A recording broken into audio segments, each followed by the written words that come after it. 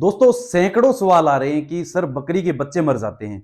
अब देखो किसान है वो कितने 5 महीने 6 महीने से आस करके रखता है कि बकरी का बच्चा आएगा और वो जन्म लेने के बाद मर जाता है।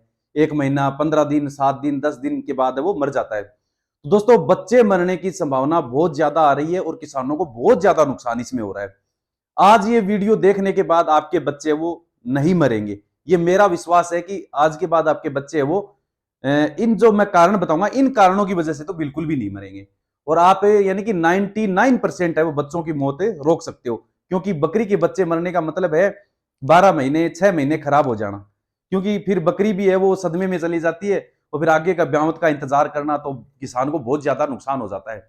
आज मैं 15 कारण ऐसे बताऊंगा आपको, 15 क्या 15 से ज्यादा ही बताऊंगा, जिसकी वजह से बच्चों की मौत हो सकती है। और उसके उपाय भी बताऊंगा, घरेलू नुस्खे भी बताऊंगा। क्योंकि किसान के पास एनी टाइम है वो बाजार की दवाइयां उपलब्ध नहीं होती। कई किसान बहुत दूर दराज एरियो में रहते हैं तो वो दवाई नहीं ले पाते, तो उनको एक घरेलू जो नुस्खे हैं वो साथ में मैं बताऊंगा। तो दोस्तों आज का वीडियो बच्चों की मौत के क्या क्या कारण होते हैं, बकरी के भेड़ के सेम ही है, उनके जो रोग है वो भी सेम ही है, उनकी मौत होने के कारण भी सेम ही है। कुछ मौतें तो अपनी लापरवाही की वजह से होती है दोस्तों बच्चों की मौत, तो वो आज अपने दूर कर देंगे इस वीडियो में। इस वीडियो को स्किप नहीं करना है। एक कारण भी अगर आपसे छूट गया और वो ही आपके बच्चे को हो गया तो ये मानो कि फिर ये वीडियो देखने से कोई फायदा नहीं होगा। तो ज्यादा बड़ा वीडियो नहीं है, इस वीडियो को आप पूरा देखिए। अगर बकरी या भेड़ पालते हैं तो आपको देखना ये वीडियो अनिवार्य है, जो आपको बहुत बड़े नुकसान से बचाएगा। ठीक है, कई बार तो क्या है कि मतलब 20 से 30% बच्चे हैं वो मर जाते हैं। वो मरने के कारण क्या होते हैं और उनका उपाय क्या होता है वो सब इस अपने वीडियो में चर्चा करेंगे दोस्तों। तो चलिए अपने वीडियो की शुरुआत करते हैं। अगर आपने अभी तक वीडियो को लाइक नहीं किया तो लाइक कर लीजिए और चैनल को सब्सक्राइब कर लीजिए ताकि ऐसे ज्ञानवर्धक वीडियो आपको मिलते रहें।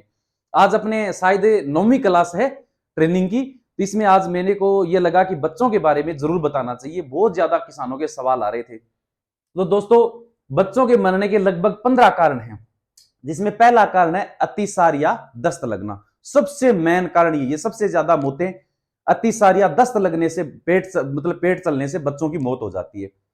तो बच्चों के अतिसार होने के, दस्त लगने के क्या क्या कारण होते हैं दोस्तों और कैसे अपने रोक सकते हैं अभी अपने देख लेते हैं।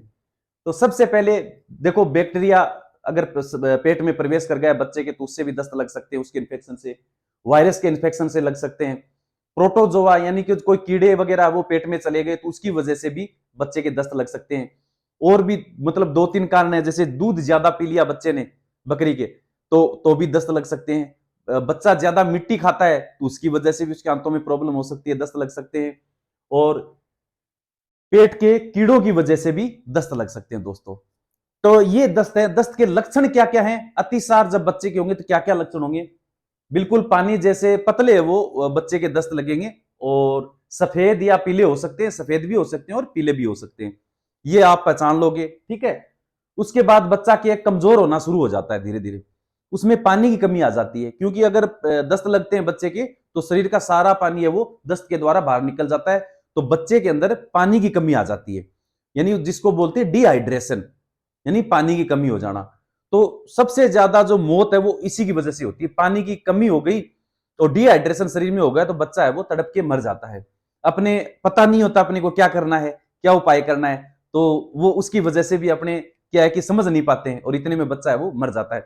शाम को अपने सही सलामत बच्चों को छोड़ते हैं बाड़े के अंदर और सुबह देखते थे तो बच्चा मरा हुआ मिलता है या तड़पता हुआ मिलता है, तो किसान की आत्मा बहुत दुखी होती है दोस्तों उस समय। यानी उसके हाथ में कोई अगर ये वीडियो ऐसे देखे हुए होंगे, नॉलेज लिया हुआ होगा तो आप उस समय उपाय कर सकते हैं घर पर अपने। जो एनी टाइम जो मिलने वाली चीज है उसी का मैं उपाय बता दूंगा। मैं आपको ऐसी दवाई भी बता सकता था जो मार्केट में बहुत खूब चलती है, लेकिन वो दवाई आप एनी टाइम ला के घर पर नहीं रख सकते। तुरंत अगर बच्चे को देना हो तो घर का ही नुस्खा काम आएगा। ठीक है, और ज्यादातर किसान घरेलू नुस्खे ही वो यूज करते हैं। शरीर का संतुलन खो जाता है, क्यों पानी की कमी होगी शरीर में, डिहाइड्रेशन होगा तो बच्चा क्या है कि गिर जाएगा और गिरकर वो तड़पने लग जाएगा, तो पानी की कमी से मौत आ जाती है। तो इसको कैसे रोक सकते हो दोस्तों, अगर बकरे के दस्त या अतिसार हो गए तो उसको कैसे रोक सकते हो। घरेलू उपाय है बिल्कुल नॉर्मल सा। आधा चम्मच यानी 1 कप आप पानी लीजिए और 1 कप में जितनी चाय पत्ती आप डालते हैं चाय बनाने के लिए उतनी चाय पत्ती उस पानी में डाल लीजिए और उस पानी को उबालिए। ठीक है, पानी को उबालने के बाद उसमें से 1 कप में से चौथा हिस्सा बच जाए, या आधा आधा भी रख सकते हो आप, आधा कप पानी बच जाए तो उसको ठंडा कर लीजिए नीचे। चाय पत्ती पानी है वो नीचे ठंडा कर लीजिए। अब उसके अंदर क्या मिलाना है, 2 चुटकी, ऐसे चुटकी चुटकी लेके 2 चुटकी आपको हल्दी पाउडर मिलाना है। हल्दी सबके घर में, अपने सब्जियां वगैरह बनती है तो हल्दी सबके घर में पाउडर मिल जाता है। 2 चुटकी ऐसे चुटकी में लिया, 2 चुटकी ऐसे हल्दी पाउडर डाल लिया, और 2 चुटकी अपनी मेहंदी होती है, जो महिलाएं मेहंदी लगाती हैं घर में, लगभग घरों में मिल जाती है, और नहीं मिलती है तो वो आसानी से आपके आसपास जो दुकान है उस दुकान में मिल जाती है। तो 2 चुटकी उसमें मेहंदी मिला लीजिए, यानी पानी ठंडा होने के बाद, ठीक है। और छानकर, यानी उसका असर वो पानी में आ गया पहले चाय पत्ती का, तो उसको छान के पानी को अलग कर लीजिए, और उसके अंदर वो जो 2 चुटकी हल्दी और 2 चुटकी मेहंदी मिलाकर, अब इसको आपके घर पर छोटी बोतल नहीं मिलेगी तो खाली सीरिंज है वो रखें दोस्तों। घर में कोई बीमार होता है तो डॉक्टर है वो इंजेक्शन लगा के जाता है, तो वो खाली सीरिंज है वो गर्म पानी से धो के आप साफ करके रखें। अगली जो उसकी सुई होती है, निप होती है, वो तो निकाल के बाहर फेंक दो, ठीक है। और काली जो प्लास्टिक की जो सीरिंज होती है, उससे आप उसमें भर भर के जो दवाई है, ये जो अपना काढ़ा टाइप में बना है, वो आप बच्चे को दे सकते हो। तो किसी भी प्रकार का दस्त हो, ये दवाई जरूर काम करेगी दोस्तों, ठीक है। सुबह शाम 2 बार भी दे सकते हो इसको, कोई दिक्कत नहीं है। अब मैंने बता दिया, कितना बताया था, आधा कप पानी बच जाए या तीसरा हिस्से का पानी बच जाए, तो उसमें आप ये दोनों चीज मिला के दे सकते हो। दस्त में दोस्तों ये रामबाण उपाय है बच्चों के दस्त में, तो ये आपको बहुत ज्यादा फायदा करेगा। इसके अलावा मैंने कारण बता दिए, तो देखो आधी बीमारी तो जब अपने को पता चल जाता है कि बीमारी किस वजह से हुई है, तो आधी बीमारी तो उसी समय ठीक हो जाती है दोस्तों। 80% दस्त है वो इससे रुक जाएंगे, और बच्चा है वो। अच्छा, इसके अलावा और क्या कर सकते हो, पानी की कमी है तो आपने जो ओआरएस का जो पाउच देखा ना, ओआरएस का पाउच शायद आपको ट्रेनिंग वगैरह में कहीं किसी ने नहीं बताया, उसमें जो नमक और चीनी का जो घोल होता है, ओआरएस घोल, उसमें अपने जो पानी की शरीर में कमी आती है वो जल्दी पूरा करता है, इंसानों के लिए होता है। लेकिन जो उसको थोड़ा बहुत पानी पिलाओ, तो ओआरएस घोल है वो चम्मच से थोड़ा पानी डाल के वो पानी पिलाओ, ताकि उसके शरीर में जो खनिज लवण की जो कमी हो गई है पानी ज्यादा निकलने से, वो पूर्ति हो जाएगी। ये आप बड़े बकरों के लिए भी कर सकते हैं, अगर उनका पेट मतलब जैसे दस्त लगे हुए हैं बड़े बकरी के या बकरे के, तब भी उनको ओआरएस घोल आप मतलब पानी में मिला के दिन में 2-3 बार है वो दे सकते हैं, जिससे उनके पानी की पूर्ति होगी, शरीर में जो मिनरल की कमी हो गई है खनिज लवण की, वो भी उससे पूर्ति हो जाएगी, ठीक है। ये तो हो गया दोस्तों अतिसार, पहला कारण है ये, यानी कि पहला कारण है ये बच्चों की मौत का, ठीक है, समझ में आ गया होगा। अब दूसरा कारण बच्चों की मौत का क्या हो सकता है दोस्तों, कुकड़िया रोग होता है, कुकड़िया रोग, जिसको कोक्सीडियासिस रोग भी बोलते हैं, ठीक है। कुकड़िया रोग ये जीवाणु जनित है, विषाणु का मतलब वायरस और जीवाणु का मतलब बैक्टीरिया, याद रखना। विषाणु वैसे शुरू हो रहा है तो वैसे ही वायरस शुरू हो रहा है, तो विषाणु का मतलब वायरस और जीवाणु का मतलब है बैक्टीरिया, याद रखना हमेशा, ठीक है। तो ये जीवाणु जनित रोग है। इसकी खास बात ये होती है, कोक्सीडिया जो रोग होता है, इसमें कुकड़िया रोग होता है, इसमें खून के दस्त लगते हैं दोस्तों। अतिसार है, जो दस्त लगेंगे बच्चे के, बकरी के बच्चे के या भेड़ के बच्चे के, उसमें खून आएगा साथ में, तो समझ जाना कि कुकड़िया रोग हो गया, इसको कोक्सीडिया रोग हो गया, ठीक है ना। इसमें भी शरीर में पानी की कमी हो जाती है, और ट्रीटमेंट इसका जो पहले मैंने अभी ट्रीटमेंट बताया है, वो इलाज घरेलू नुस्खा इसमें आप काम में ले सकते हैं। अगर उससे नहीं रुक रहा है, तो थोड़ा आराम नहीं दिख रहा है, तो आप तुरंत डॉक्टर को बुला के उसका ट्रीटमेंट करवाएं, ठीक है। जो भी उसके हिसाब से उस समय दवाई उपलब्ध होगी डॉक्टर के पास से, वो करवा देगा। तो आज तक आपको पता नहीं था कि साधारण दस्त लगते हैं तो कौन सी बीमारी है, और जो खून वाली दस्त लग रहे हैं तो उसमें कौन सी बीमारी है। पहले वाला जो दस्त था, जो सामान्य जो सफेद या पीले रंग का था, उसमें आपका जो पहले वाला नुस्खा मैंने बताया घरेलू, वो लगभग 100% काम कर जाएगा। दूसरे वाले में अगर काम नहीं भी करे, लगभग कर जाता है, अगर बाई चांस नहीं करे तो तुरंत डॉक्टर को बुला के दिखाना जरूरी है, ठीक है। तीसरा कारण होता है दोस्तों एफएमडी रोग, फूट एंड माउथ डिजीज, जो बड़ी बकरियों में होती है। पहले बड़ी बकरी और बकरे में ये अपनी लापरवाही की वजह से बच्चे मरते हैं दोस्तों। इसमें क्योंकि हमने अगर एफएमडी का टीका नहीं लगाया अपनी बकरियों को, बड़े बकरों को, तो वो रोग पहले बड़े पशुओं में आता है, और ये वायरल होता है दोस्तों, इन्फेक्शन फैलता है बड़े बकरों से बच्चों में आ जाता है, इन्फेक्शन लग जाता है बच्चों के। तो फुट एंड माउथ डिजीज की वजह से बच्चे, अब उनको पता है कि उनके शरीर छोटा है, रोग प्रतिरोधक क्षमता कम है, शरीर से कमजोर है, तो उनको क्या बिना लक्षण दिखाए, यानी एफएमडी के लक्षण भी नहीं आएंगे बच्चों में, और वो मौत हो जाएगी उनकी। अपने को पता भी नहीं चला यार बच्चा मर गया, पता नहीं किस चीज से मरा, पता ही नहीं। अब ये ध्यान नहीं किया कि अपने पशुओं में, अपनी बकरियों में किसी को एफएमडी रोग हो रहा है, उसका इन्फेक्शन इसमें हो गया है। इसलिए कहता हूं दोस्तों, बच्चों को बचाने के लिए उसके माता पिता को सुरक्षित रखना जरूरी है, क्योंकि अधिकांश बीमारियां वो उन्हीं की वजह से लगती है बच्चों में। इस चीज का स्पेशल ध्यान रखना। कई लोग एफएमडी का टीका नहीं लगवाते हैं, तो उसकी वजह से भी बच्चे मर जाते हैं। यानी टिक्का नहीं लगाया अपने बकरे बकरियों को, मर रहे हैं बच्चे, क्योंकि बच्चे कमजोर हैं। बड़े बकरे बकरी है वो तो फिर भी क्या है कि संघर्ष करके उससे लड़के कुछ दिन में ठीक हो जाते हैं, लेकिन बच्चे मर जाते हैं। पता था क्या इस बात का आपका कि ऐसे भी नुकसान होता है? तो एफएमडी का टीका जरूर लगाना दोस्तों। फुट एंड माउथ डिजीज, यानी कि खुर पगा और मुंह पगा रोग। ये रोग ज्यादा कहां होता है? जहां कीचड़ और नमी ज्यादा होती है, यानी बारिश के सीजन में इस रोग की होने की संभावना बहुत ज्यादा है। जहां पर बारिश ज्यादा है, नमी ज्यादा है और गिला ज्यादा रहता है, तो बारिश से पहले इसका टीका लगाना बहुत जरूरी है दोस्तों। ठीक है ना? अब ये टीका कैसे लगता है, कितना लगता है, कहां लगता है, कौन से मौसम में लगता है, ये अपना टीकाकरण का अलग से वीडियो बनाएंगे। आज अपने बच्चों की बात कर रहे हैं, ठीक है ना? ये कारण बताया मैंने आपको, तो कारण समझ में आना जरूरी है। जब टीकाकरण करोगे उस समय दिमाग में यह भी रहेगा कि इस टीके से अपने बच्चों की जान है वो बचेगी, इसलिए मैंने बताया है। ठीक है? बिना लक्षण के मौत हो जाती है, वायरल बीमारी है। एक होता है मुंह आना या मुंह आखोरी, यानी मुंह में छाले हो जाते हैं बच्चे के। अब ये मुंह पग्गा खुर पग्गा से अलग है, साधारण छाले भी मुंह में हो जाते हैं बच्चे के। उसकी वजह से अपने को पता नहीं चलता, बच्चा दूध नहीं पीता, हम कोशिश करते कि 3 दिन हो गया बच्चा दूध नहीं पी रहा है, तो दोस्तों उसका मुंह खोल के देखो, उसमें छाले तो नहीं है कहीं। ठीक है ना? तो उसको आपको मतलब छालों के लिए आप डॉक्टर से ग्लिसरीन वगैरह कुछ भी लाके उसमें लगाओ तो आराम आएगा उससे। ठीक है ना? छालों की वजह से भी बच्चे की मौत कम होती है, लेकिन वो कमजोरी की वजह से फिर मर जाता है, दूध नहीं पिएगा तो ये मतलब इसके कारण हो सकते हैं मौत के, मुंह में छाले और मौत। इसके बाद में बात करते हैं दोस्तों, सबसे ज्यादा जो कारण है वो लापरवाही। कौन सी लापरवाही? जब बच्चे का जन्म होता है उस समय अपने जो उसका नाड़िया बोलते हैं, जिसको नाभि बोलते हैं, सुंडी बोलते हैं, जिसके अंदर एक नाड़िया लटका रहता है, और वो नाड़िया के बकरी के जो प्लेसेंटा होता है जिसके अंदर, उससे वो जुड़ा रहता है गर्भ के अंदर। तो उसके द्वारा बकरी के शरीर का जो पोषण हम जो खिलाते हैं उसका पोषण बच्चे को मिलता रहता है। वो तभी तो बड़ा होता है। हम पेट के अंदर बच्चे को खाना थोड़ी डालते हैं या अलग से दूध थोड़ी पिलाते हैं, जो बकरी को खिलाते हैं उसी का अंश वो नाड़ के जरिए जो सुंडी के पास, नाभि के पास बच्चे के जुड़ा रहता है, उसके द्वारा वो उस बच्चे को मिलता रहता है और उससे वो बड़ा होता रहता है। जब बच्चे का जन्म होता है तो या तो वो अपने आप टूट के अलग हो जाता है बकरी से, और कई बार नहीं टूटता है तो उसको काटने से पहले अपने क्या सावधानी रखते, गंदे हाथों से, इन्फेक्टेड गिल्ले हाथों से, या बिल्कुल साफ नहीं किए अपने हाथ, और उससे अपने क्या या पुरानी ब्लेड से अपने उस नाड़ियों को काट दिया, बस।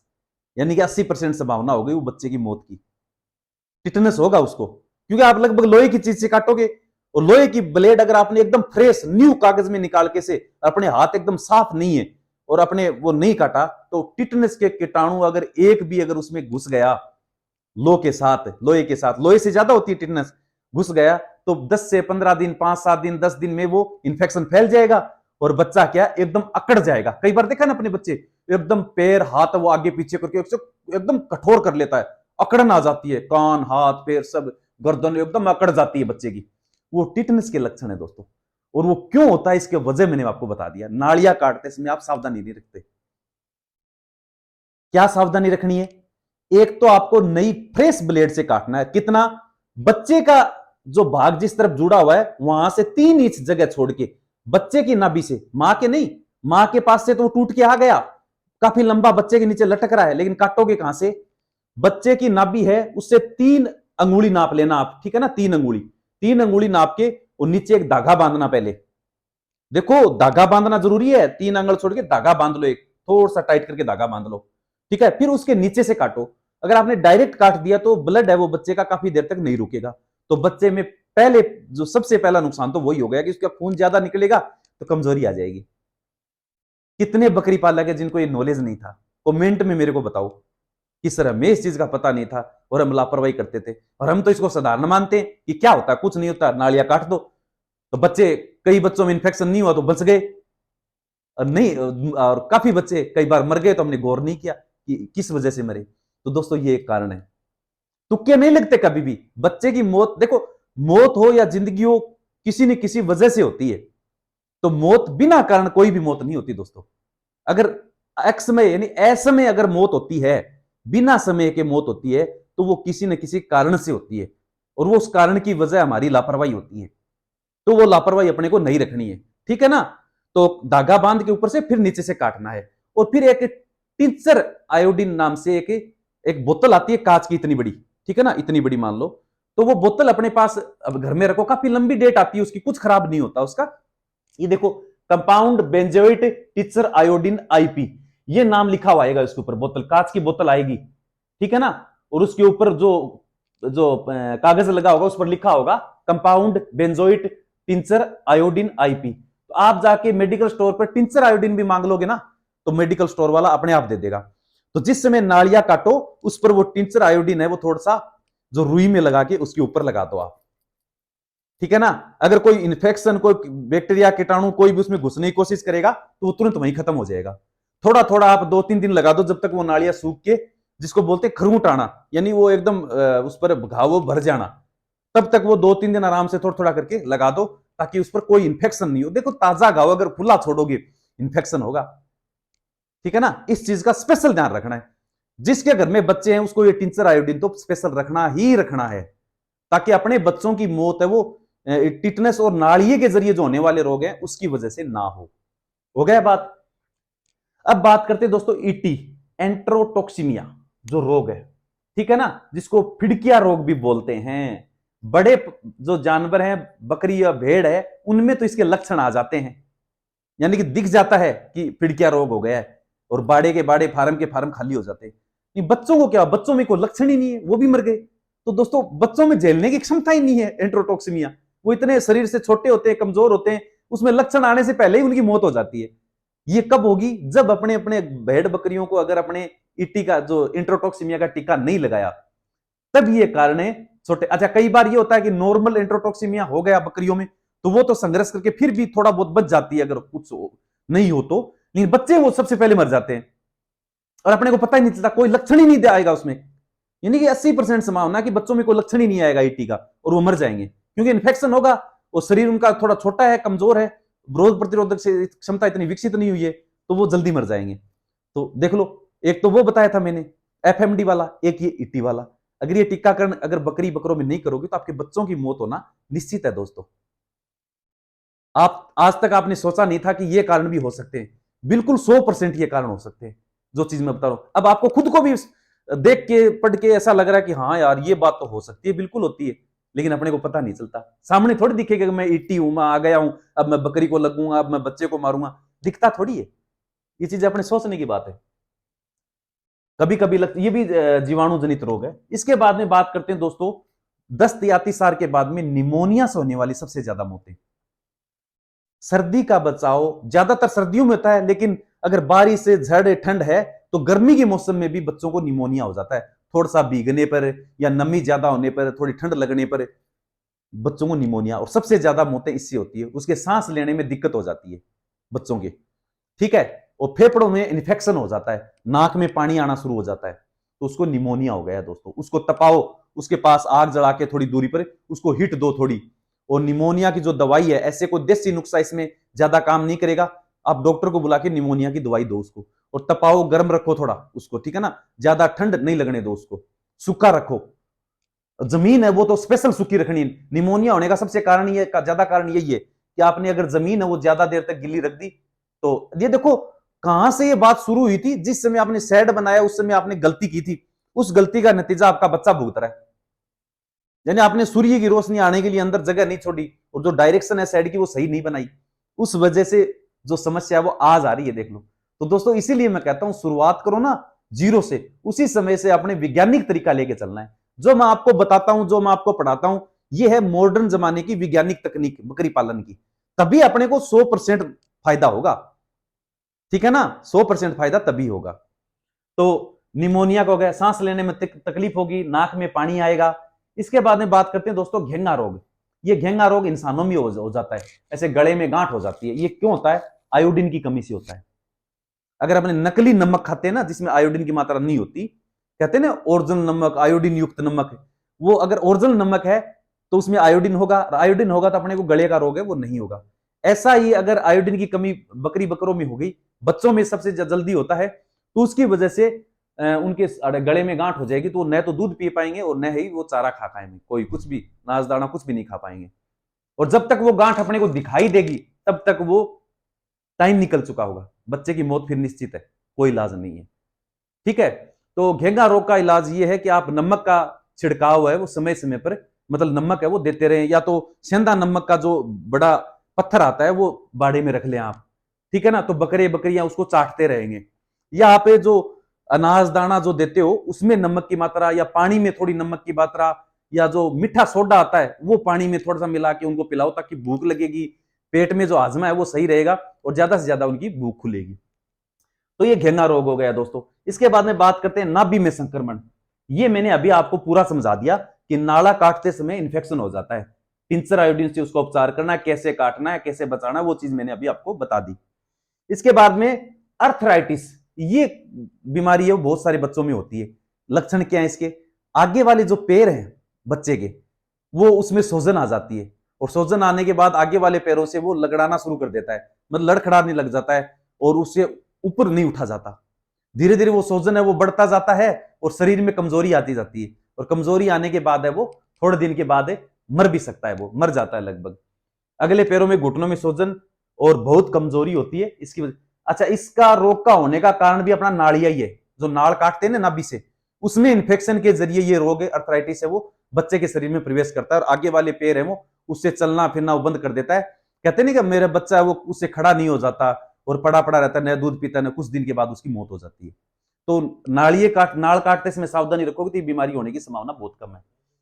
इसके बाद में बात करें बकरी की डीवार्मिंग, यानी कि अगर बकरी को आपने कीड़े मारने की दवाई नहीं दी है समय समय पर, तो वो जो कीड़े हैं उसके पेट में इंफेक्शन है वो बच्चे में भी आ जाएगा, और जब बच्चा जन्म लेगा तो उसके अंदर ऑलरेडी कीड़े होंगे।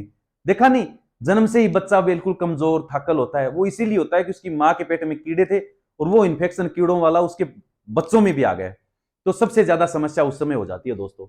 तो आपको बकरी की डीवार्मिंग करना जरूरी है। और ज्ञापन बकरी है तो उसको कौन सी देनी है? फेनमेंडाजोल, FEN, फेनमेंडाजोल देनी है दोस्तों, याद रखना। अल्बेंडाजोल मत देना ज्ञापन बकरी को, फेनमेंडाजोल ज्ञापन बकरी को देनी है, ठीक है ना।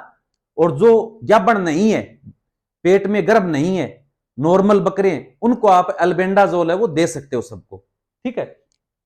और जो ज्ञापन बकरी है उसको फेनमेंडाजोल 600 mg ये दवाई आती है, वो उसके वजन के हिसाब से आप आराम से दे सकते हो। तो अगर बच्चे के जन्म के समय उसके पेट में कीड़े मां से आ गए हैं, तो जन्म लेते ही वो देखो आप अपने 2-4 दिन के बाद मिट्टी खाता है, वो मिट्टी उसके खाने की वजह यही है कि वो उसके पेट में कीड़े हैं, और वो मिट्टी खाएगा तो उसका पेट चलेगा, फिर दस्त लगेंगे उसके। देखा नहीं आपने 2-3 दिन के बाद बच्चे को दस्त लग जाते हैं, मिट्टी खाने लग जाता है, उससे उसका मतलब कारण ये है कि उसके माँ के पेट से कीड़े हैं उसके पेट में आ गए, और वो मिट्टी खाने की डिमांड कर रहे हैं, बच्चा मिट्टी खा रहा है, दस्त लगेंगे, और दस्त लगने के बाद बंद पड़ेगा और बच्चा मर जाएगा। नाजुक सी जान होती है, कितना सहन कर पाएगा वो। तो माँ का जो डीवार्मिंग करना जरूरी है। और डीवार्मिंग अगर ज्ञापन बकरी के लिए डीवार्मिंग की दवाई लाते हो तो उस डॉक्टर को स्पेशल बताना कि मैं ज्ञापन बकरी को देने वाला हूं, ठीक है, ध्यान रखना। बच्चे का जन्म होते ही आपको क्या करना है? जैसे बच्चे का जन्म हो गया, जन्म होते ही आपको 1 चुटकी हल्दी, हल्दी पाउडर होता है ना, 1 चुटकी हल्दी पाउडर ले लो, 2 सरसों की बूंद ले लो, ठीक है, मिला के और उसके मुंह में चटा दो आप, ठीक है ना, उसके जीभ के ऊपर मुंह में चटा दो। जिससे क्या है कि एक तो जो उसके पेट में कोई गड़बड़ होगी तो वो ठीक होगी, प्लस जो अपने सरसों का तेल है उसकी आहारनाल को सही करेगा। हल्दी है वो एंटीबायोटिक होती है, यानी रोग प्रतिरोधक क्षमता बच्चे की बढ़ाएगी। तो ये हो गया, प्लस उसको जो ताजा दूध है उसकी माँ का वो पिलाना जरूरी है। लाल दवा होती है ना, लाल दवा, तो उस पोटेशियम पर मैग्नेट, उससे क्या कि उसका पानी में घोल बना लो, बहुत सस्ती मिलती है, मेडिकल पर जाके बोलते लाल दवा दे दो, तो 1 चुटकी लाल दवा पानी में मिला के गुनगुने पानी में, और उससे आप कपड़ा लेके उसके थन को धो पहले। बकरी के बच्चे को सीधा दूध नहीं पिलाना है, उसके थन है वो पहले से कठोर हैं, उस पर कीटाणु जमे हुए हैं, मैल जमा हुआ है, वो बच्चे के पेट में जाएगा। इसलिए आप क्या कपड़े से लाल दवा से उस थनों को सुथरा धोएं, फिर साफ कपड़े से उस थनों को साफ करें, और हल्की सी कील है वो उसमें से निकाल दें, जिसको कील बोलते हैं, या पहला जो उसको डांट बोलते हैं, वो थनों में से निकाल दो। अब बच्चे को वो दूध पिलाओ। माँ का जो पहला दूध है वो बहुत ज्यादा उपयोगी होता है बच्चे के लिए, उसकी शरीर की रोग प्रतिरोधक क्षमता है वो बढ़ाता है, जिसको खीस बोलते हैं वो। बच्चा 15 दिन का हो गया, 15 दिन का होने के बाद इसकी डीवार्मिंग करना जरूरी है, ठीक है ना। तो बच्चे की डीवार्मिंग के लिए आप अल्बेंडाजोल सबसे बेस्ट है, 3 ml प्रति 10 kg वजन। अगर 5 kg का बच्चा है तो उसको 1.5 ml अल्बेंडाजोल, ठीक है ना। 5 किलो का अगर बच्चा है तो 1.5 ml, और 10 किलो का बच्चा है तो 3 ml, 2.5 से 3 ml। 15 दिन का बच्चा हो जाए उसके बाद, पहले नहीं, उसके बाद देनी है, ठीक है ना, ये देना है। और अगर बच्चा मिट्टी व प्लास्टिक खाने लग जाए तो उस बच्चे में क्या है कि मिनरल मिक्सचर की कमी है, विटामिन की कमी है, मिनरल मिक्सचर की कमी है, तो उसको अलग से है ना दो अनाज दाना देते हो आप, बड़ा होने के बाद थोड़ा सा महीने के बाद थोड़ा थोड़ा दाना अनाज देना शुरू करते हो, तो उसमें मिनरल मिक्सचर भी साथ में मिलाओ ताकि वो भी चरता रहे, जिससे क्या है कि प्लास्टिक है और है वो नहीं खाएगा। अब विटामिन मिनरल की कमी, इसकी वजह से भी बच्चों की मौत हो जाती है दोस्तों, क्योंकि अगर माँ का दूध कम है या अपने माँ को ऐसा चारा या ऐसा मिक्सचर नहीं दे रहे हैं जिसकी वजह से उसमें मिनरल मिक्सचर है वो पूर्ति हो रहे हो, तो बच्चे में वो कमी हो जाएगी, तो उसका लीवर है वो सही तरीके से काम नहीं करेगा बच्चे का, और शरीर के अन्य अंग भी सही तरीके से काम नहीं करेंगे और कमजोरी आ जाएगी। कमजोरी आने पर उसमें खून की कमी आ जाएगी, खून की कमी आने से एनीमिया रोग हो जाएगा बच्चे में, और एनीमिया रोग होने के बाद धीरे धीरे वो क्या है कि मर जाएगा, यानी और बीमारियां उसको घेर लेंगी और तुरंत वो मर जाएगा। हल्के से जुकाम से, हल्के से बुखार से वो उसकी मौत हो जाती है, क्योंकि उसमें जो विटामिन मिनरल है वो उनकी कमी हो गई है। तो आप इसको क्या है कि जो बड़े पशुओं को अनाज देते हो उसमें मिनरल मिक्सचर है वो साथ में मिलाते रहा करो आप। ज्यादा दूध पीने से बच्चे की मौत हो जाती है, क्योंकि अगर ज्यादा दूध पी लिया तो उसको आफरा आ जाएगा, पेट जाम हो जाएगा, दस्त लग जाएंगे, तो उसकी वजह से उसकी मौत हो सकती है। इसमें ना ज्यादा दूध ध्यान रखना, आप दूध पिलाओ बच्चे को तो हमेशा ध्यान रखना, यानी लिमिट का दूध पिलाना है, यानी कम भी ना रहे और ज्यादा भी ना रहे, ऐसा दूध पिलाना है, ठीक है। और एक पहले दिन से आप फुल मत पिलाना, थोड़ा थोड़ा बढ़ाना है बच्चे को। ज्यादा ज्यादा अनाज खाने से कई बार क्या कि बड़े पशुओं को हम अनाज डालते हैं और बच्चे चारू हो जाते हैं 1 महीने 1.5 महीने के बाद, वो साथ में क्या कि हंसी खेल में खेलते खेलते वो अनाज ज्यादा खा जाते हैं, और ज्यादा खाने के बाद उनके बंद पड़ जाता है, झाम लग जाता है, और आफरा आके बच्चे की मौत हो जाती है। तो इस चीज का स्पेशल ध्यान रखने, अनाज दाना जब खिलाओ तो आप पास में खड़े हो खिलाओ, अगर बच्चा ज्यादा खा रहा है तो उसको अलग कर दो, आप ज्यादा मत खाने दो उसको। दूसरे पशुओं द्वारा नुकसान दोस्तों, यानी कि अगर आप उनके पास बड़े पशु हैं तो कई बार हम बाड़े में नहीं होते उस समय वो उनको चोट पहुंचा देते हैं, और हम सोचते हैं कि क्या हो गया है इसको, उसकी अंदरूनी चोट आ जाती है और उसकी वजह से वो धीरे धीरे मर जाता है दोस्तों। और कुत्ता बिल्ली है वो उसके झपट लगा देता है, मतलब उसको फपेट देता है, उसका अंदर से वो क्या है स्टेमिना है वो बिल्कुल हिल जाता है, और वो क्या कि जैसे कालजा फाटना बोलते हैं ना, उससे दैल बैठ जाती है उसमें, तो बच्चा है वो धीरे धीरे कमजोर होकर उससे भी उसकी मौत हो सकती है। तो कुत्ता बिल्ली का बचाव वो स्पेशल ध्यान रखना आप। सांप बिच्छू काटने, साफ सफाई अपने बाड़े के आसपास जरूर रखो, इसलिए मैं कहता हूं कि मुर्गी पालन साथ में आप जरूर करो।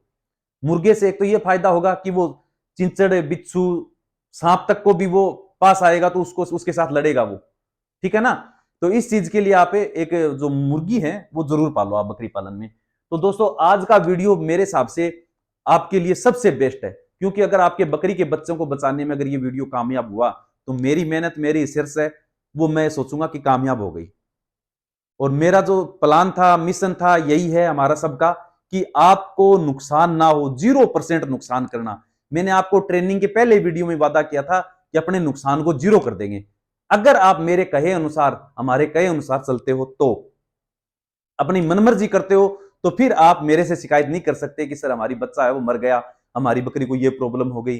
तो बच्चों की बीमारी से जुड़ा हुआ ये वीडियो है, इसमें अपने 100%, 100 नहीं तो 99% जो बीमारियां बच्चों के मरने का कारण बनती हैं उसका रीजन बता दिया मैंने, और कौन कौन सी वजह से मरते हैं और उनका उपाय भी मैंने बता दिया। टीकाकरण इसलिए नहीं बता रहा हूं इसमें, क्योंकि टीकाकरण के लिए अपने अलग से एक वीडियो बनाएंगे। तो दोस्तों आज का वीडियो काफी लंबा हो जाएगा। वीडियो आपको कैसा लगा?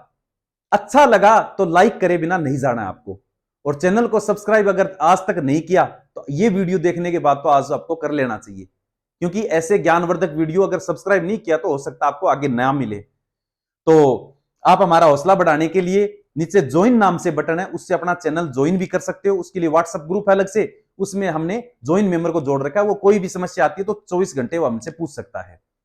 अगर आप फ्री हमारा टेलीग्राम चैनल है वो आप ज्वाइन करना चाहते हो तो अपने नीचे डिटेल के अंदर लिंक दी हुई है टेलीग्राम की, तो उसमें आप अपने चैनल को जो डिटेल आती है, जानकारी आती है, सरकारी योजना आती है, वीडियो की जानकारी आती है, वो उसमें हमें डालते हैं।